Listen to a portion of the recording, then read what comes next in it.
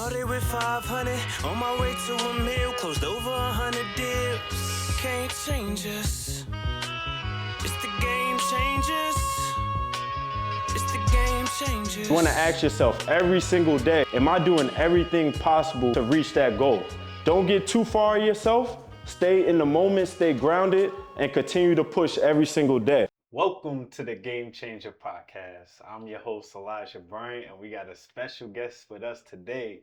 We got Destiny with the Boss Babe Academy. Hey guys. How you doing? I'm fine. Welcome. So let's talk about your upbringing and, where you're from. Okay, so I'm from the Bronx, New York. Okay. My upbringing, as far as my mom was a single mother of 4 girls. I'm the oldest. As far as when it comes to that point, my mom was like a parent that struggled a lot and stuff. So my upbringing was like not the best, but my mom made the best of it.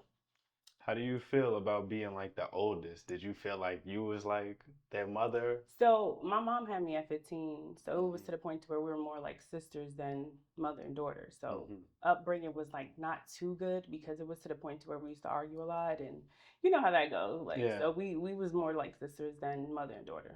Okay. So like in terms of like, was your dad around as well? My dad was in the streets, but he was like the type to just give money and just be there. But other than that, not really. So do you think that like inspired you? Because I know you get into it. So I mean, both of my parents are hustlers or whatever, but it wasn't to the point to where like it didn't inspire me because what he did, it wasn't the best. Yeah. So I feel you. You know the Bronx is it's tough, right? Right. So now, did you go to college? No, I didn't.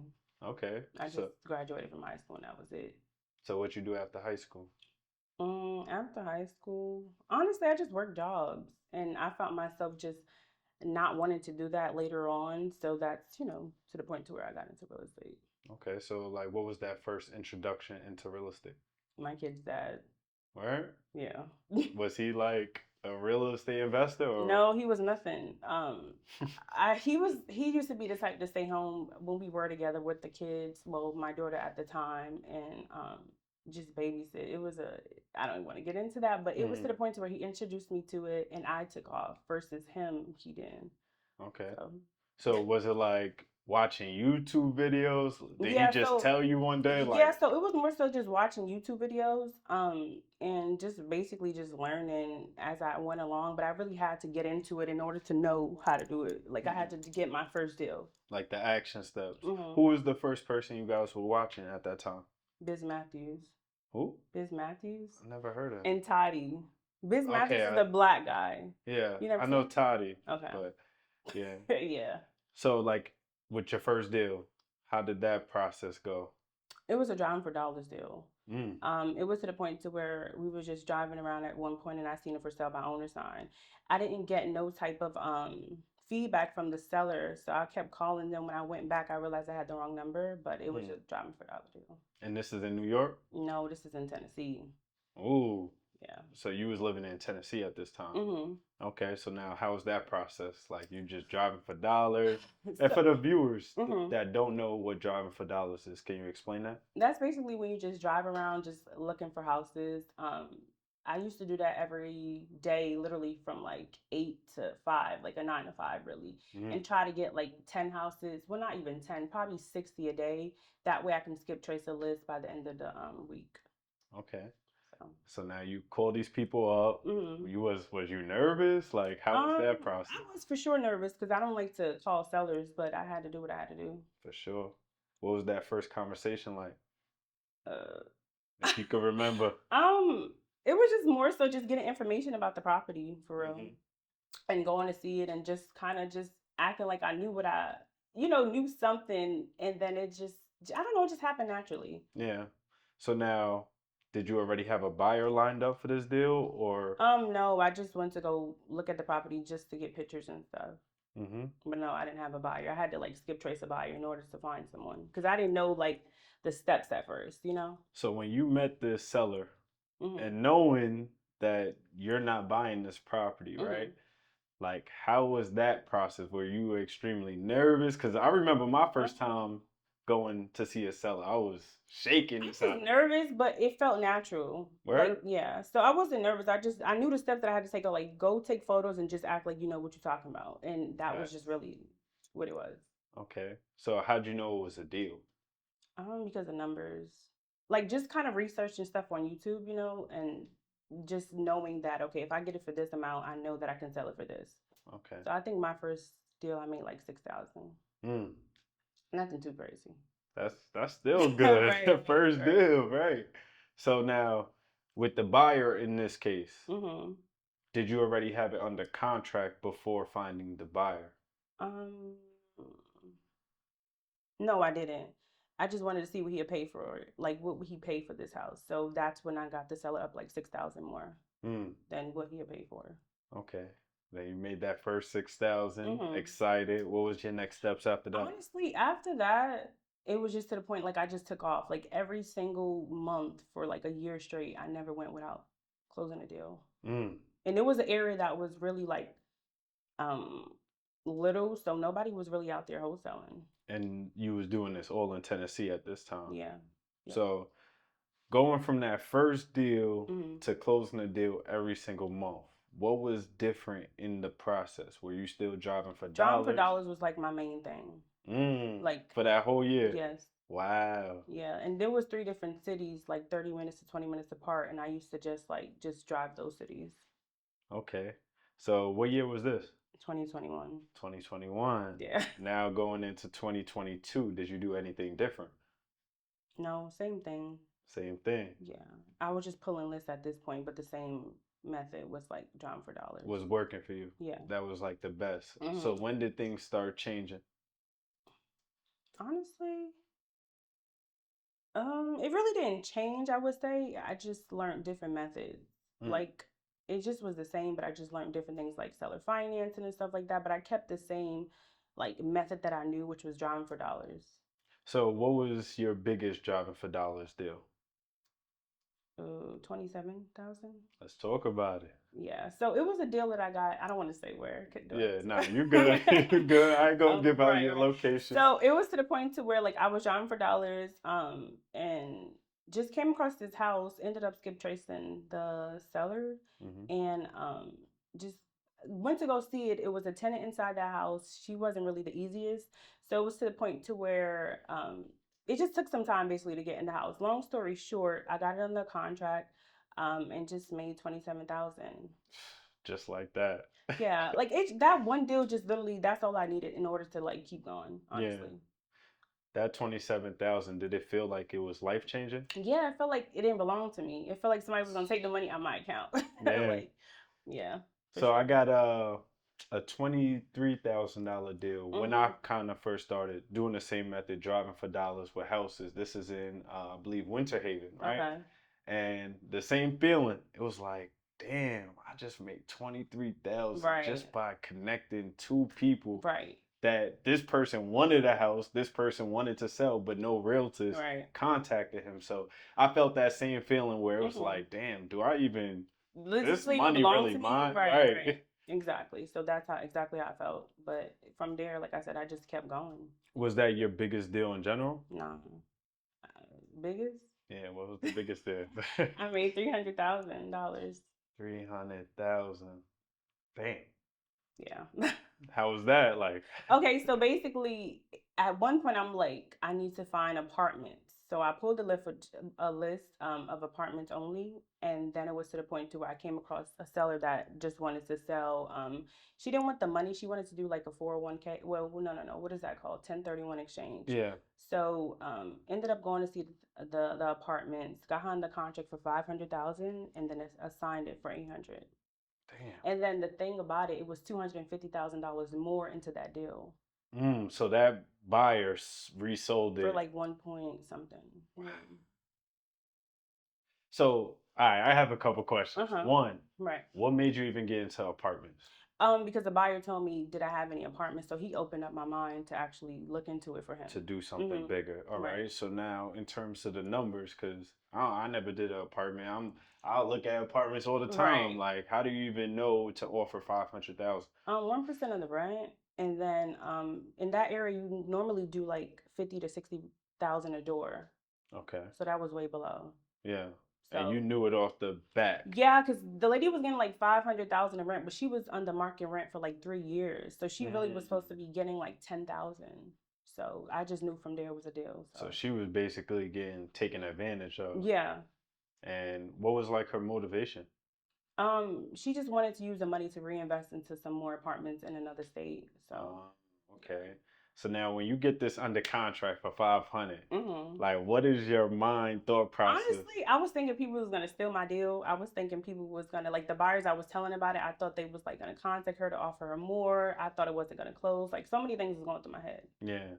And then when you found this buyer, did you find him immediately, like the Yeah, next like day? he's my buyer that I know. Like I did a few deals with him. And he was like, "Listen, I'll buy this for 800." No, they was really fighting me for the deal. That's how I should have knew it was like something special. Like people was trying to go over 40,000. So it was crazy. All right. So now when you signed with him, But wait, let me rewind. yeah. The reason why I learned from this particular deal is because I had apartments before and I only made 45,000 and I could have made 280 a year ago.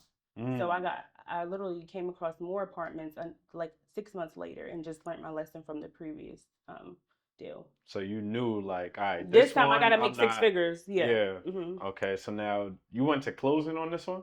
Yeah. Yeah. Yeah, I did. I was. How was it like holding that check? No, I'm lying. I didn't. I never get checks. I get wires. Okay. So so when that wire hit your account, like it was crazy because it's like how do you go from this to that in seconds, you in know? seconds. Mm-hmm. Yeah. It was crazy. Okay. But it came with a lot of stuff though. It definitely does. It came with a lot.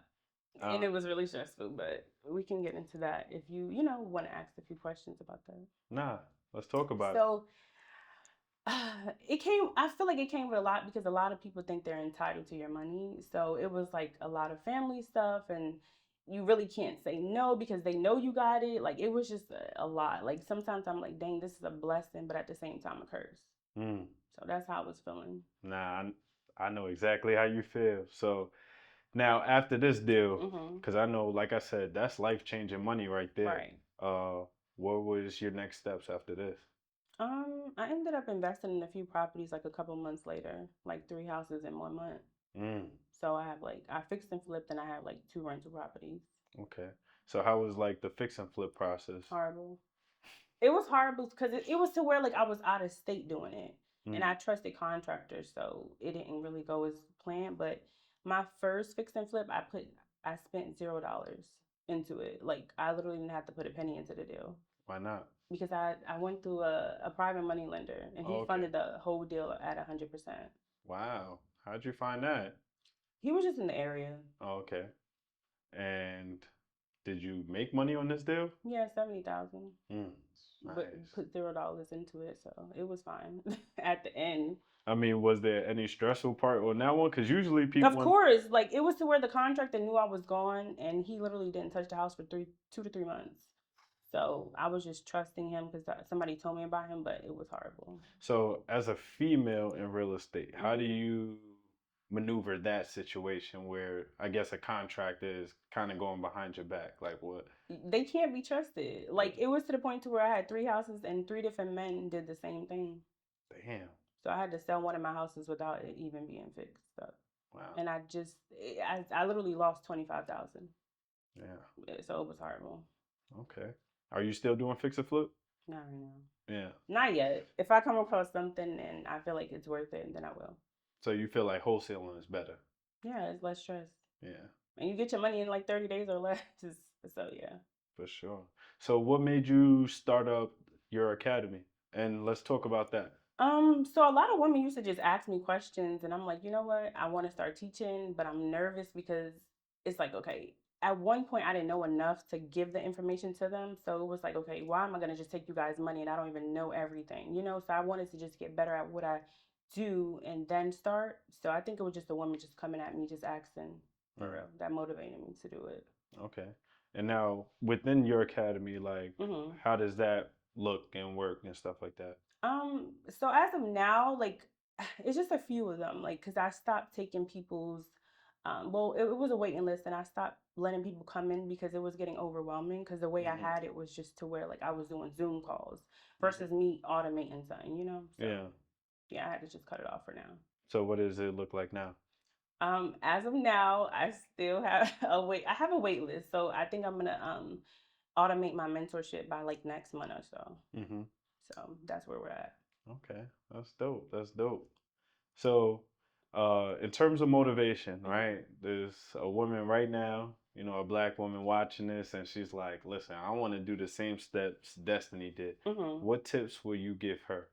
Um, well, first I'll start with just believing in yourself. Like, I don't know if you work in a 9 to 5. I don't know your current situation, but I feel like you just have to do it and then you'll get comfortable. You know, like a lot of people will sit here and say, I want to get into it because I want to get into wholesaling. And at the same time, it's to the point to where, do you really want to do this? Um, I really just think that it's just like one of those situations that you have to just put your actions in. You know, like I really I don't know, like it's just something that you have to do. Yeah, I really can't explain it. Like you just have to have the drive and just find someone to help you and walk you through it and just do it. It's nothing really special. Like it's I don't know, like it's nothing I can't really explain it honestly. but I would say this, right?